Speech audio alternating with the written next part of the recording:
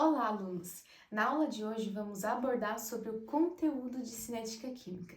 Mas afinal, o que é cinética química? A cinética química estuda a velocidade das reações químicas e os fatores que afetam nessa velocidade. No nosso dia a dia é muito comum acontecer várias transformações químicas ao nosso redor. Por exemplo, podemos notarmos que em alguns materiais metálicos, como cercas, portões, pregos, entre outros, ao ficarem expostos em algum ambiente, em alguns ambientes, eles vão com o tempo se deteriorando. Mas por que isso ocorre?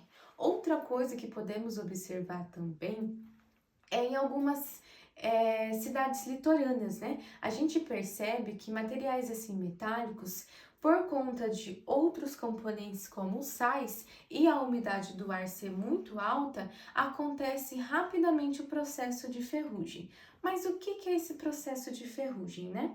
Esse processo, ele é uma reação química que acontece nele, que é chamada a reação de oxidação. Então, como que acontece essa reação de oxidação? A gente tem o elemento ferro que, em contato com os átomos de oxigênio presente no ar e na umidade do ar, vai fazer com que ocorra, essa reação de oxidação. Então, aqui eu trouxe dois exemplos, né? Nesse copo eu tenho a palha de aço imersa a um nível de água e aqui eu tenho um prego também submerso na água. Então, podemos observar nessa palha de aço que ela teve essa coloração amarronzada. Essa coloração amarronzada é o que a gente chama de ferrugem. Então, essa ferrugem é um processo de corrosão, né, que acontece com materiais de ferro e suas ligas, que é quando um metal exposto ao oxigênio do ar vai reagir, né, formando então essa parte amarronzada aqui presente. Então, como a gente vê isso através da reação química?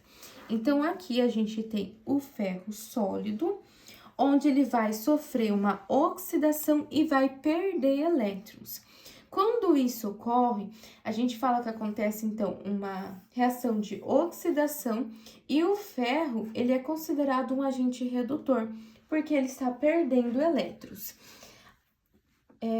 Daí, consequentemente, temos o oxigênio gasoso, né, que está presente no ar, mais a água que está presente na umidade do ar, ganhando elétrons, né? Então, aqui a gente observa que o oxigênio, ele tem uma reação de redução, e ele é chamado, então, de agente oxidante porque ele está reduzindo, ou seja, porque ele está ganhando elétrons.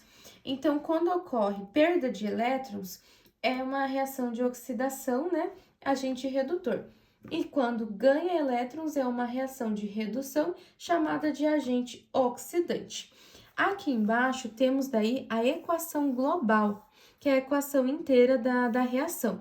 Então, eu vou ter dois átomos de ferro, o oxigênio gasoso, a molécula de água, né? Duas moléculas de água, formando então o hidróxido de ferro 2, que é conhecido então como a ferrugem. Por outro lado, também podemos observar esse processo de oxidação nas frutas. Um exemplo bem claro disso é a maçã. Quando cortamos a maçã, podemos observar que ela fica escurecida, né? Isso é chamado de escurecimento enzimático. Então, por que enzimático? Porque as frutas, assim como os seres vivos, né, elas possuem as enzimas, e as enzimas, elas aceleram as reações químicas, né? Então, a acidez, que é o pH, né, de uma fruta, ela vai afetar a taxa de escurecimento enzimático, como no caso da maçã. Então, o que acontece aqui na maçã? Uma enzima localizada, né, por essa maçã vai reagir com o oxigênio do ar quando é exposta, igual ela está aqui, né? Ela foi cortada e ficou exposta no ambiente. Cerca mais ou menos de 1 hora ela já ficou assim, bem escurecida, né? Então, essa enzima, ela reage com o oxigênio do ar, ficando então essa parte amarronzada que a gente fala, né? Então, as enzimas, elas vão funcionar como catalisadores. Então, o que são os catalisadores? São substâncias que vão acelerar, então, o processo de velocidade, né, dessas reações. Por outro lado, a gente deixou a mesma quantidade de tempo que a maçã anterior, essa daqui. Só que o porquê que ela não escureceu? Essa maçã aqui, foi colocada sobre ela o suco de um limão. Então, podemos observar aqui no prato, né? Então, essa maçã, ela ficou exposta, só que ela estava submersa ao suco de limão, né? Então, isso fez com que ela não passasse por esse processo de escurecimento enzimático. Por quê? Porque o limão aqui, ele agiu como um inibidor. E esse inibidor, ao contrário, né, dos catalisadores, eles vão funcionar como desacelerantes da reação química. Então, enquanto os catalisadores vai acelerar a reação, os inibidores ele vai desacelerar as reações químicas, né? Então, com isso, a gente vê que alguns fatores sim podem influenciar, né, nesse tempo de velocidade de reação. Então, aqui, qual é a diferença, né? Então, uma das coisas é o contato, né, a superfície de contato que essa substância tem com o oxigênio. No caso, se ele tem algum inibidor interferindo, e outros fatores podem afetar também a velocidade da reação, que é no caso a concentração, né, e a temperatura. A temperatura, a gente pode observar ela como um fator que vai influenciar, por exemplo, no leite. O leite, ele tem um constituinte que a gente chama de proteína. E essa proteína, que é a caseína do leite, ela só se mantém em temperaturas, né? Ela vai gostar de temperaturas ambientes e também ela vai permanecer melhor próxima ali ao pH neutro, comparado com o pH da água, tá? Então, o que que acontece, né? Então, quando o leite ele é aberto, ele está propício a pegar as bactérias que tem no ambiente.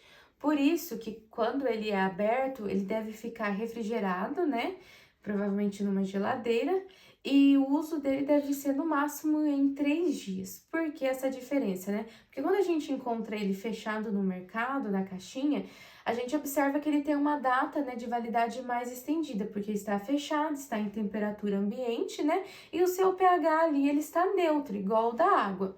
Só que quando a gente abre, né, essa caixinha de leite, ela está exposta ao ambiente, ao oxigênio do ambiente e todas as bactérias que estão presentes nesse ambiente, né?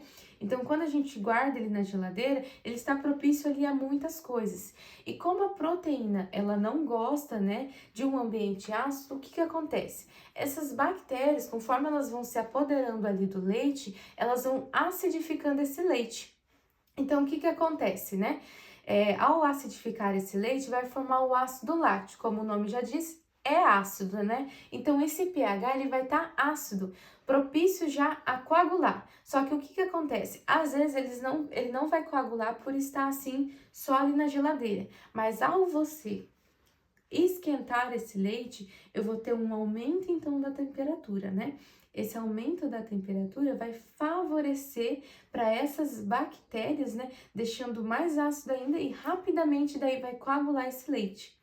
Então, isso vai fazer com que o leite, ele azeda, a gente fala que ele azeda, né? Então, a temperatura, nesse caso, para o leite, ela vai influenciar, porque ela vai fazer com que aquele leite que já estava propício a coagular, coagula muito mais rápido por conta dessa temperatura. Então, na cinética química, a gente estuda essas velocidades de reações e a gente estuda esses fatores que vão afetar. Então, um deles vai ser, no caso, a superfície de contato, né? Então, por exemplo, essa palha de aço aqui, a superfície de contato dela é grande com o oxigênio. Então, ela vai oxidar muito mais rápido do que esse prego aqui, que ele ficou muito mais submerso na água, né? Então, o prego ele vai levar muito mais tempo para enferrujar na água do que a palha de aço. Como a gente às vezes pode observar, né? Que a gente lava uma louça e deixa ela exposta, de repente, de um dia para o outro, essa palha de aço ela já está enferrujada. Outra coisa também é a ação do catalisador do inibidor, que a gente vai observar que as enzimas, né, como catalisadores, elas vão acelerar essa reação. Então, na verdade, ao cortar ali, praticamente, a gente já começa a observar que fica escuro. O mesmo acontece com a batata doce, a gente também pode observar esse fenômeno. E no caso os inibidores, né? Que os inibidores então vão fazer o efeito contrário. Então vários fatores podem influenciar, né? A temperatura, como vista no leite, né? E a concentração também. Então tudo isso vai afetar. A concentração a gente vê quando? Quando a gente está, por exemplo, num laboratório com algum tipo de reagente, né? Então, quando a gente aumenta o reagente, vai formar uma quantidade de produto. Quando aumenta o produto, vai formar uma quantidade vice-versa, né? Então, a gente vê que, às vezes, aumentando uma quantidade de reagente vai fazer com que aquela reação seja mais rápida. Ou, às vezes, se a gente diminui, né, vai ser mais lenta. E, assim, a gente observa esses fatores influenciando essas velocidades, então, tá? Então, é isso que a gente tem para hoje. E a cinética química, ela pode ser estudada em muitos outros âmbitos também. Não só nos alimentos ou, no caso dos metais, na ferrugem, né? Mas em vários outros processos também.